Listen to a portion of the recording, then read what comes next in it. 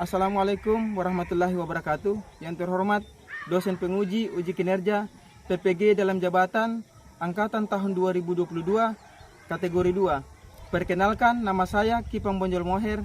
Saya selaku guru di SMA Negeri Totikom Selatan sekaligus mahasiswa PPG dalam jabatan tahun 2022 di Universitas Tadulako. Pada kesempatan ini saya akan melaksanakan pembelajaran untuk memenuhi uji kinerja dengan mengambil materi kasus-kasus pelanggaran hak dan pengingkaran kewajiban warga negara dengan menggunakan model pembelajaran Discovery Learning. Berikut video pembelajaran saya. Berdiri. Siap teman. Selamat pagi Pak. Assalamualaikum warahmatullahi wabarakatuh. Waalaikumsalam warahmatullahi wabarakatuh. Silakan duduk ya.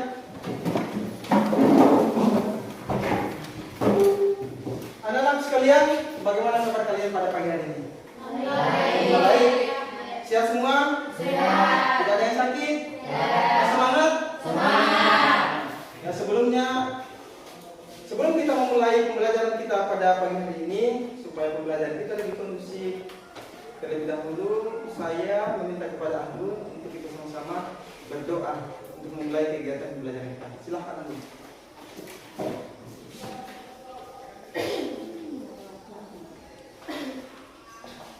Teman-teman, sebelum memulai pembelajaran kita hari ini, lebih baik kita berdoa terlebih dahulu sesuai agama dan keyakinan kita masing-masing. Berdoa dimulai.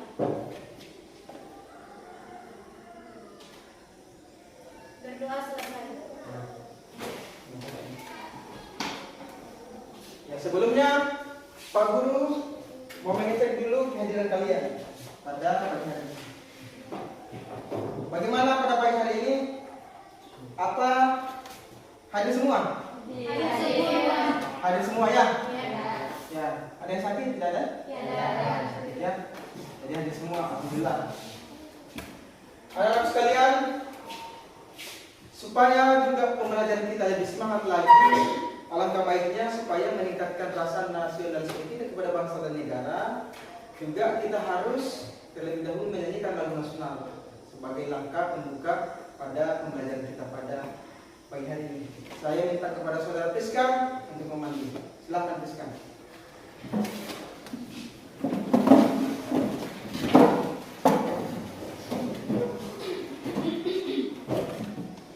Hiduplah Indonesia Raya. Indonesia tanah airku, tanah tumpah darahku. Di sanalah aku berdiri, jadi pandu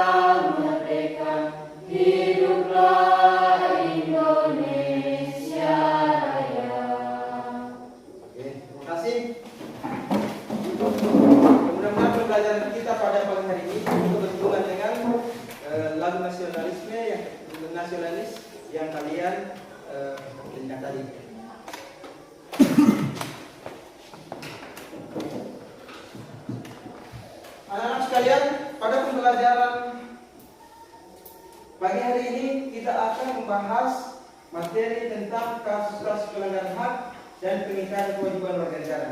Sebagaimana juga kemarin kita membahas tentang pelanggaran hak dan pengingkaran kewajiban warga negara. Sekarang kita membahas kasus-kasus pelanggaran hak dan pengingkaran kewajiban warga negara. Sebelumnya Pak Uang mau tanya tentang materi kasus-kasus pelanggaran hak dan pengingkaran kewajiban warga negara. Nah, pelanggaran haknya ini seperti apa? Pengingkarannya ini seperti apa? Ya silahkan Anggun.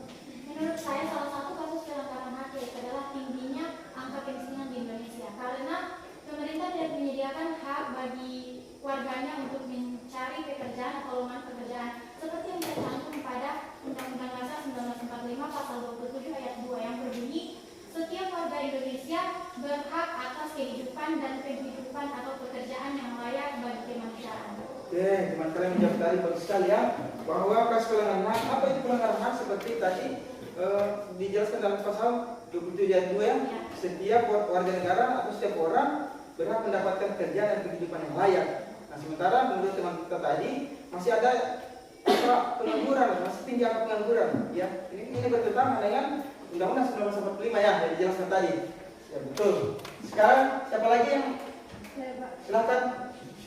Salah satu contoh juga dari pelanggaran hak yaitu pembunuhan karena merampas hak hidup orang lain seperti yang dilakukan Verdi Sambo. Oke, teman kalian Siti mengatakan bahwa kasus pelanggaran hak contohnya juga seperti pembunuhan. Karena memang pelanggaran hak ini bertentangan juga dengan hak asasi manusia ya. Sebagaimana dijelaskan dalam pasal 28A, setiap orang berhak untuk hidup dan mempertahankan kehidupannya. Ya, tidak bisa dibunuh orang lain. Jadi apa yang disampaikan oleh kalian sangat benar terkait dengan pelanggaran hak. Contoh-contoh yang kita coba sampaikan. Selanjutnya Pak Guru mau ke pengingkaran kewajiban. Ya, masih ada pengingkaran kewajiban, siapa yang bisa kira-kira? Silakan. Tidak menggunakan pajak. Oke, teman-teman bilang tadi tidak membayar pajak. Ini kewajiban kita ya sebagai warga negara, membayar pajak bumi dan bangunan. Siapa lagi? Saya Pak, melanggar aturan lalu lintas. Melanggar aturan lalu lintas ya. Melanggar aturan kita punya hak untuk menggunakan jalan raya, tapi kan juga yang kita harus mematuhi rambu-rambu lalu lintas ya. Karena hak orang lain juga untuk menggunakan jalan raya. Nah, silakan. Siapa lagi? Merusak fasilitas negara. Oke, merusak fasilitas negara. Itu salah satu juga pengingkaran kewajiban warga negara ya. Ya, siapa lagi tadi Ramlah? Silakan Ramlah. Membuang sampah sembarangan. Membuang sampah sembarangan. Ya, jadi apa yang disampaikan oleh kalian semua ini sangat benar sekali, sangat komplit dan benar. Pak Guru apresiasi sekali. Ya, sekarang Pak Guru akan membacakan tujuan pembelajaran kita pada pagi hari ini. Tujuan pembelajaran kita yang pertama, setelah menyimak tayangan PowerPoint yang ditampilkan oleh guru, peserta didik dapat menganalisis kasus pelanggaran hak dan pengingkaran kewajiban warga negara. Kemudian setelah menyimak tayangan PowerPoint yang ditampilkan oleh guru, peserta didik dapat membandingkan penanganan pelanggaran hak dan pengingkaran kewajiban warga negara. Kemudian selanjutnya setelah menyimak tayangan PowerPoint yang ditampilkan oleh guru, peserta didik dapat merumuskan kasus pelanggaran hak dan pengingkaran kewajiban warga negara. Nah, selanjutnya setelah menyimak tayangan PowerPoint yang ditampilkan oleh guru, peserta didik dapat diharapkan mampu menyajikan hasil evaluasi secara disiplin tentang kasus pelanggaran hak dan pengingkaran kewajiban warga negara. Jadi ini tujuan dalam pembelajaran kita yang insya Allah kita akan capai pada pembelajaran kali ini. Ya. Oke, setelah pembahasan tujuan pembelajaran kita, Pak Guru, mari kita bersama-sama menyimak tayangan yang ada di PowerPoint terkait dengan gambar yang Pak Guru tampilkan. Kira-kira dari gambar ini, apa tanggapan kalian mengenai gambar yang Pak Guru tampilkan? Saya Pak. Ya, silakan Guru. Menurut saya nomor satu adalah pihak kepolisian yang memeriksa apakah warganya membayar atau melakukan kewajibannya, yaitu adalah membayar pajak dengan baik dan benar atau tidak. Oke, jadi menurut teman kalian bahwa gambar yang ada di kita ini merupakan pengabdian kita kepada negara. Karena di sini ya mungkin bisa saja dia dicek STNK-nya atau SIM-nya, ya bisa saja tidak ada SIM-nya ya. Berarti kan ingkar kepada kewajiban kita. Nah, kita harus melaksanakan kewajiban itu dalam berlalu lintas ya. Ada lagi yang lain silakan. Saya Pak, Silakan. Menurut saya gambar 2 yaitu pelanggaran hak orang yang berkendara, yaitu mengambil jalur orang lain. Oke, yang gambar kedua seperti yang dijelaskan tadi oleh teman kita Steve, ini pelanggaran hak karena di sini dia melanggar lampu lalu lintas. Seperti yang Pak Guru jelaskan ini benar sekali ya, karena kita memang mempunyai hak untuk menggunakan jalan raya sesuai dengan fungsinya. Tapi ingat, kewajiban kita juga harus mematuhi rambu-rambu lalu lintas, karena orang punya hak juga di sana. Ya, kalau kita melanggar otomatis seperti gambar ini, otomatis orang akan berhadapan dengan berpapasan dengan gambar yang di sini. Ya, ya bagus sekali. Siapa lagi yang lain kira-kira? Saya Pak. Silakan. Gambar nomor 3 menunjukkan anak-anak yang hidup terlantar.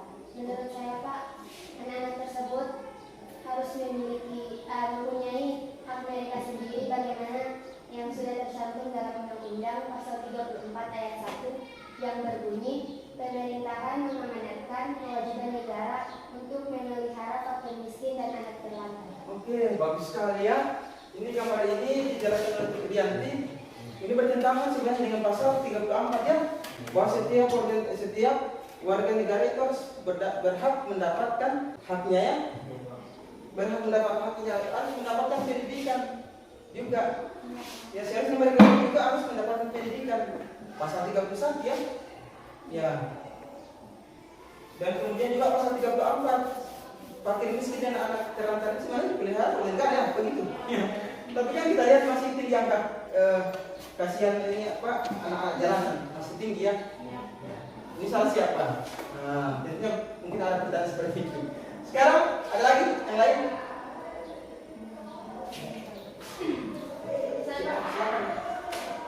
Saya menjelaskan tentang gambar yang keempat, di mana ada segerombolan orang yang melakukan demo di jalan yang mengakibatkan yang berkendara atau kendaraan tidak bisa melewati jalan tersebut karena orang-orang yang demo sudah memborong jalan semuanya sehingga yang mengendarai tidak bisa melewati jalur mereka sendiri. Oke, seperti yang dijelaskan oleh Erwin bahwa di sini juga terjadi pelanggaran hak.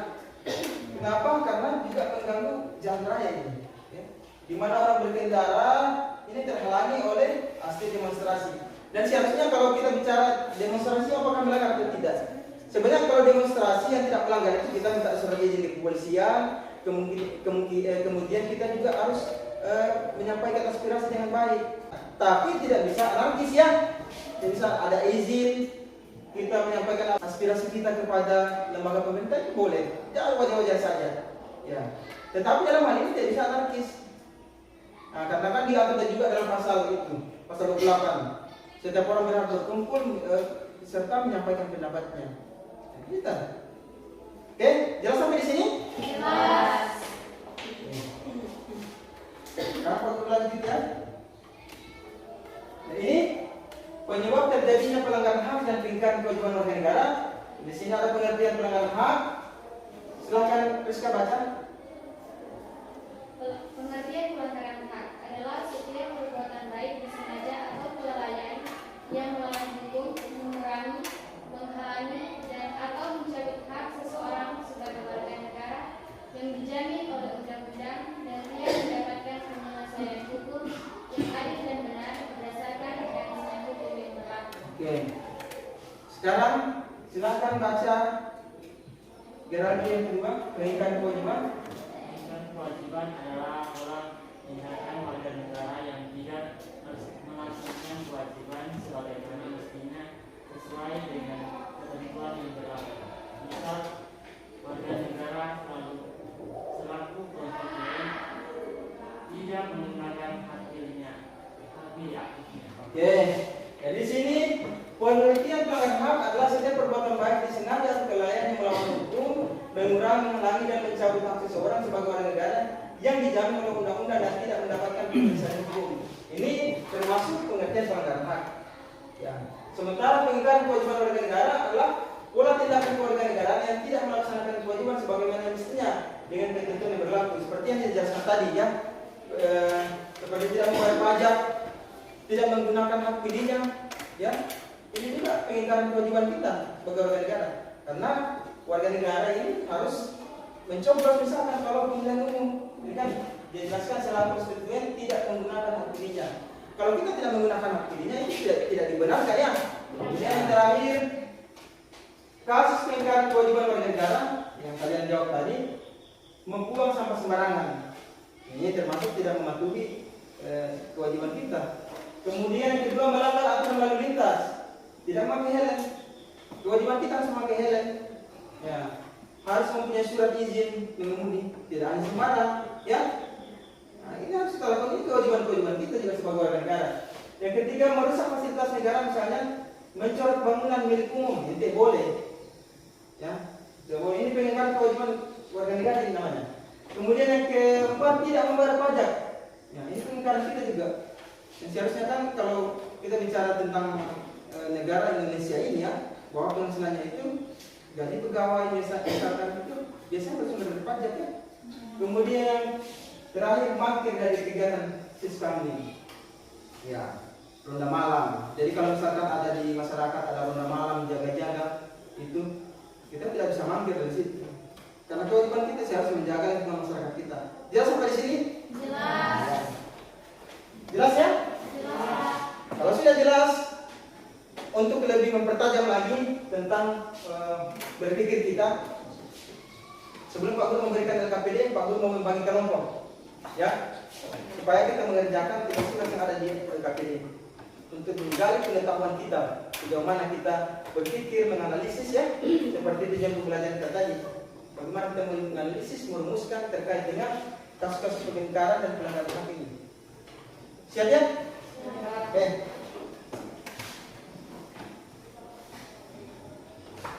Pak Guru akan membagi kelompok. Pak Guru bagi secara heterogen ya. Yang pertama, Pak Guru menamai kelompok Conti Membonjol itu Anggun, Geraldo, Desrianti, Yayan. Ya. Kemudian yang kelompok Sultan Hasanuddin, ini kelompok yang kedua. Kemudian kelompok yang ketiga Jenderal Sudirman, Dewi Ernika, Ridi, Rianti Vino. Kemudian yang kelompok yang keempat Cut Nyadin, Friska, Dewi Sri Ayu, sama Mei. Jelas sampai sini? Jelas. Kalau sudah jelas kelompoknya, maka Pak Guru akan membagi LKPD. Sebelumnya sebaiknya kelompoknya itu kita bentuk secara melingkar. Saya persilakan. Sudah ya? Sekarang Pak Guru akan membagi LKPD kepada kalian.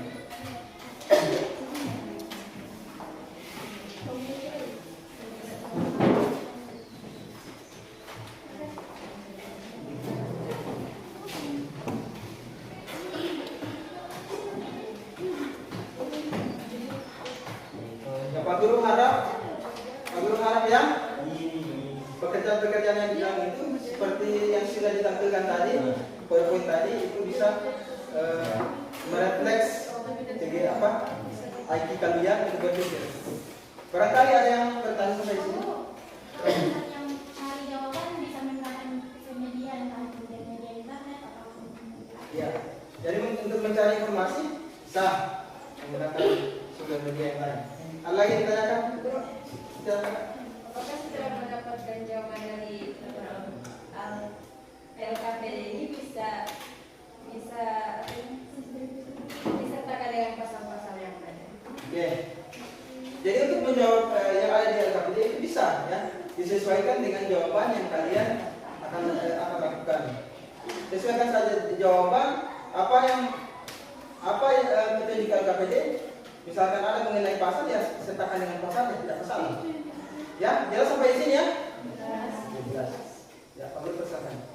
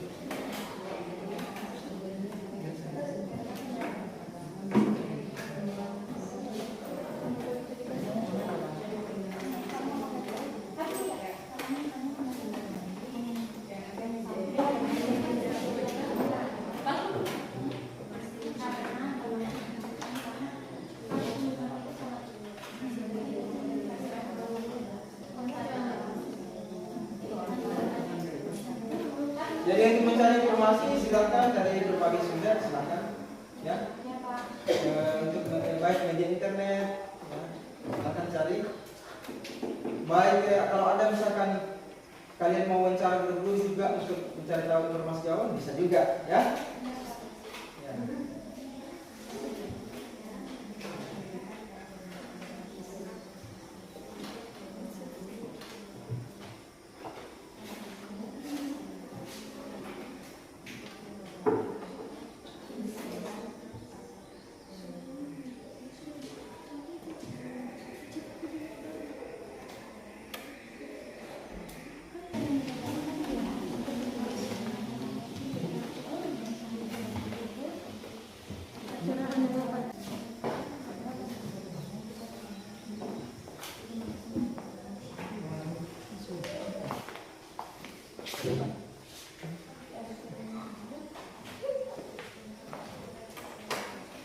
Baiklah, Pak Guru sudah melihat progres pembelajarannya, penyelesaian tugasnya, Pak Guru sudah lihat sudah komplit. Maka dari itu saya minta kita langsung saja ya, presentasikan. Dan kemudian saya minta kepada kelompok yang pertama itu kelompok Tuanku Imam Bonjol untuk mempresentasikan hasilnya pada pembelajaran. Silakan. Oke, kita mendengarkan kelompok Tuanku Imam Bonjol untuk mempresentasikan kepada kelompok Tuanku Imam Bonjol. Silakan ya. Assalamualaikum warahmatullahi wabarakatuh.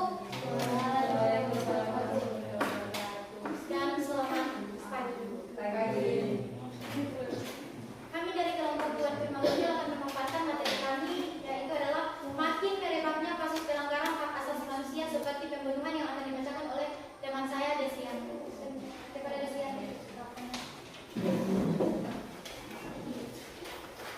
Assalamualaikum warahmatullahi wabarakatuh. Saya akan membacakan soal yang pertama. Bagaimana jalan masalah agar sering tidak terjadi? Jalannya ada 4 metode, yakni 1. Menegakkan supremasi hukum dan demokrasi. 2. Meningkatkan kualitas pelayanan publik untuk masyarakat supaya mengurangi risiko pelanggaran HAM di Indonesia. 3. Meningkatkan penguasaan dari masyarakat dan lembaga-lembaga politik terhadap tiap upaya penegakan HAM yang dilakukan oleh pemerintah. Dan yang terakhir, semakin menyebarluaskan prinsip dan nilai-nilai HAM pada masyarakat lewat lembaga pendidikan formal atau informal. Itulah pemaparan materi dari kami. Apakah ada yang ingin bertanya? Kami persilakan untuk terima kasih. Oke, terima kasih. Assalamualaikum warahmatullahi wabarakatuh. Waalaikumsalam warahmatullahi wabarakatuh. Terima kasih kesempatannya. Saya ingin mengajukan satu pertanyaan. Kira-kira apa fungsi terhadap komite dalam perlindungan anak? Terima kasih. Kami akan menjawab pertanyaan tadi. Kelompok jenderal pembinaan. Kira-kira apa fungsi komite dalam perlindungan anak? Komite Nasional Perlindungan Anak Indonesia melakukan pengawasan terhadap pelaksanaan perlindungan dan pemenuhan hak anak. Sekian. Terima kasih. Apakah ada peraturan lain yang tersembunyi dari perlindungan anak tersebut?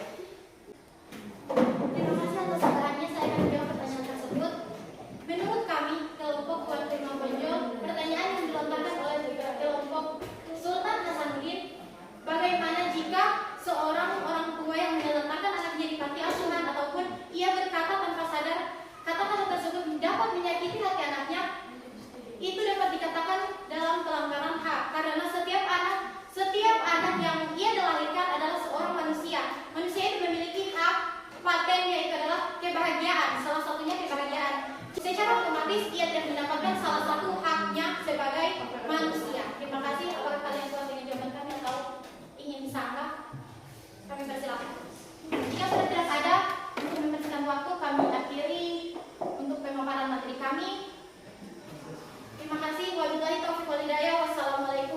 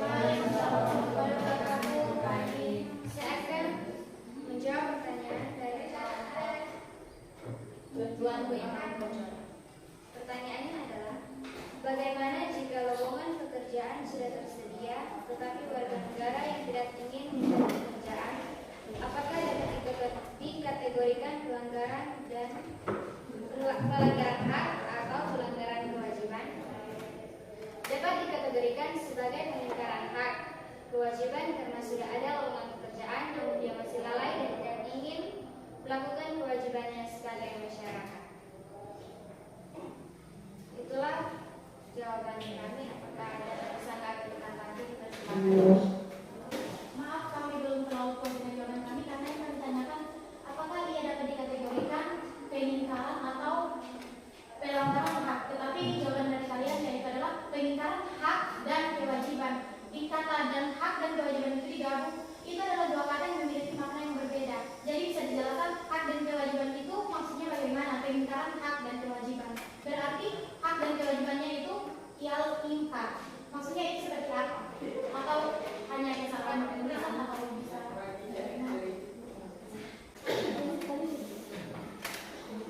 Ya, baiklah, saya akan menjawab sanggahan dari kelompok Imam Bonjol.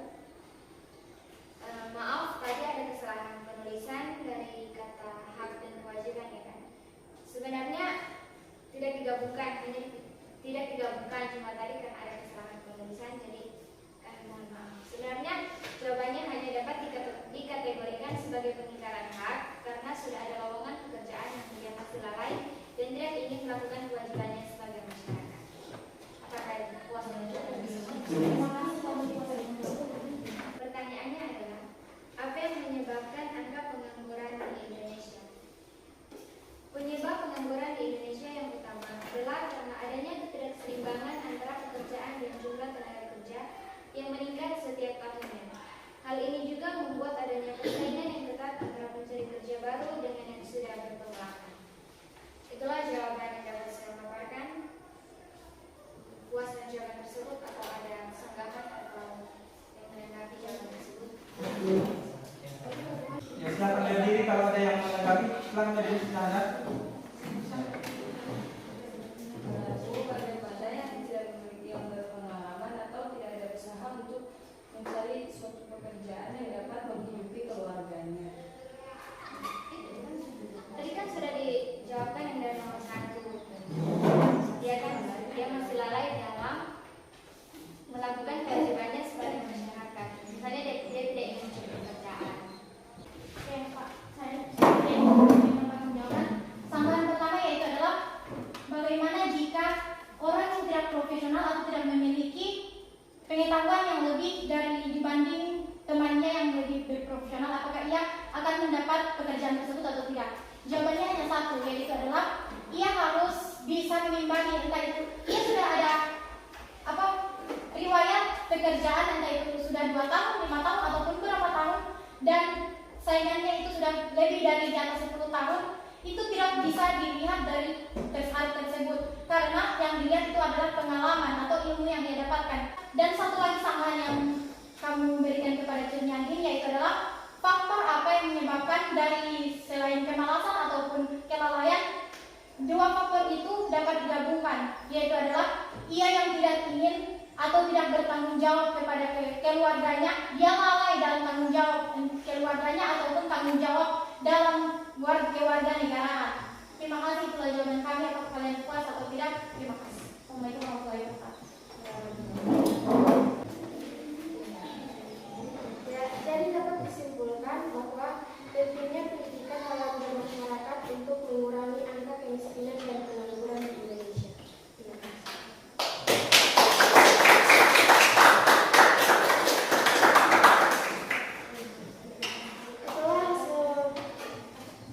Presentasi kami hari ini lebih dan kurangnya kami mohon maaf. Wabillahi taufiq wal hidayah. Wassalamualaikum warahmatullahi wabarakatuh. Apresiasi untuk kepada itulah presentasi yang dibacakan tadi oleh kelompok masing-masing. Pak Guru sangat mengapresiasi terkait dengan presentasi yang kalian laksanakan tadi. Tadi ada yang bertanya masalah mengenai pelanggaran HAM dan tentunya sudah dijawab oleh kelompok Tuan Imam Bonjol tadi ya, bahwasanya pelanggaran hukum itu, pelanggaran HAM itu solusinya yang pertama itu meningkatkan pelanggaran hukum ya, seperti dijawab tadi, mengoptimalkan peran lembaga. Jadi peran lembaga ini dioptimalkan oleh pemerintah supaya tidak terjadi beberapa pelanggaran HAM seperti lembaga kepolisian ya, lembaga penegak hukum lainnya dioptimalkan. Kemudian meningkatkan pelayanan publik. Ya, artinya pemerintah harus memfasilitasi meningkatkan pelayanan publik kepada masyarakat agar kasus-kasus pelanggaran HAM itu tidak selalu terjadi. Kemudian yang selanjutnya meningkatkan profesional kelembagaan. Jadi seperti kasus baru-baru ini ya, seperti kasus Ferdi Sambo. Bagaimana supaya lembaga penegak hukum harus memiliki profesional. Dia tidak memilih siapa saja yang terjerat dengan pelanggaran HAM ini, harus kemudian dia tangani kasusnya. Seperti yang kasus Ferdi Sambo, banyak melibatkan kepolisian, di situ bahkan jenderal lagi. Jadi kalau misalkan profesional kelembagaan ini tetap terjaga, maka secara otomatis walaupun dia penegak hukum bisa saja dia kena hukum itu sendiri. Ya, seperti contohnya kamu lihat sekarang ini. Ada kasus Ferdi Sambo, ya, ada dan banyak lagi kasus-kasus lainnya. Inilah kemudian jawaban yang disampaikan tadi, meningkatkan pelanggaran hukum, mengoptimalkan peran lembaga, meningkatkan pelayanan publik, dan meningkatkan profesional kelembagaan. Kemudian mengenai tingkat pengangguran tadi, yang meningkat seharusnya kan kalau bunyi pasalnya itu setiap warga negara berhak mendapatkan kehidupan, pekerjaan dan kehidupan yang layak ya. Tapi pada kehidupan ini kenapa masih banyak terjadi angka pengangguran di Indonesia? Salah satu penyebabnya biasanya karena tidak seimbang ya antara pekerja dengan jumlah tenaga kerja. Biasanya yang menyebabkan terjadinya angka pengangguran. Yang kedua yang dijelaskan juga tadi, pemerintah solusinya harus membuka lowongan pekerjaan sebanyak-banyaknya, ya, supaya mengcover ini tenaga-tenaga pengangguran ini, supaya angka pengangguran ini tidak tinggi. Ya. Selanjutnya kesimpulan pembelajaran pada pagi hari ini. Yang pertama, ini kasus-kasus pengingkaran kewajiban, pengingkaran hak dan kewajiban warga negara ini. Kalian tadi sudah menyimak tayangan PowerPoint tadi, ya. Seharusnya kita sudah mampu identifikasi masalah apa itu hak, apa itu kewajibannya. Dan kemudian kalian tadi sudah menjawab beberapa permasalahan yang sangat perlu apresiasi sekali. Yang intinya hak itu tindakan mengenai hak seseorang atau hak kita ya sebagai warga negara. Kemudian kewajiban adalah pengingkaran kewajiban kita sebagai warga negara. Jadi hak dan kewajiban ini tidak bisa dipisahkan ya. Yang kita diberikan hak, kita juga menjalankan kewajiban kita sebagai warga negara. Selanjutnya Pak Guru akan mengapresiasi kelompok pembelajaran kita yang sudah mempresentasikan pada pagi hari ini. Yang pertama, Pak Guru apresiasi kepada kelompok Tuan Imam Bojol.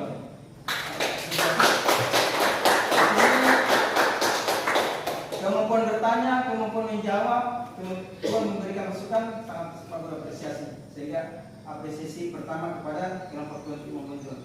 Kemudian yang kedua, apresiasi kepada kelompok Cutnadin. Apresiasi sangat.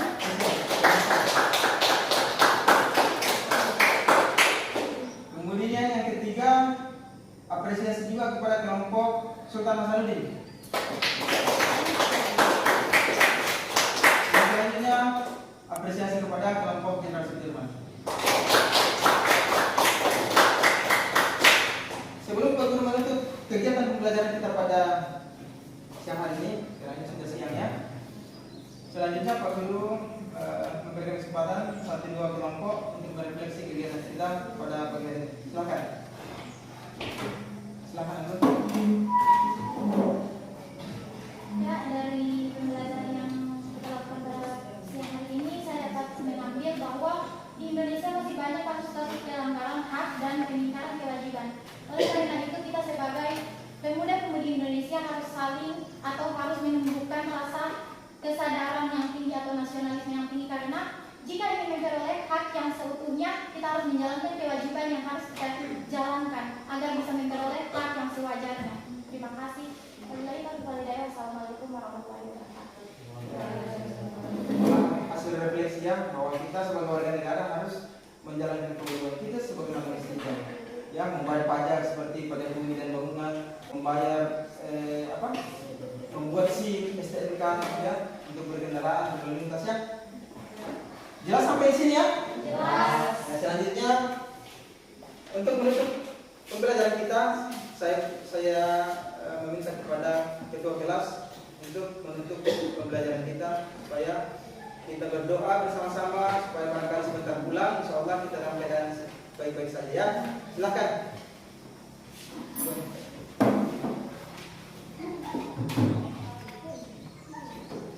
Teman-teman, sebelum menutup pelajaran pada siang hari ini, lebih baik kita berdoa terlebih dahulu sesuai agama dan keyakinan kita masing-masing. Berdoa dimulai. Berdoa selesai. Ya, terima kasih atas atensi kalian. Assalamualaikum warahmatullahi wabarakatuh.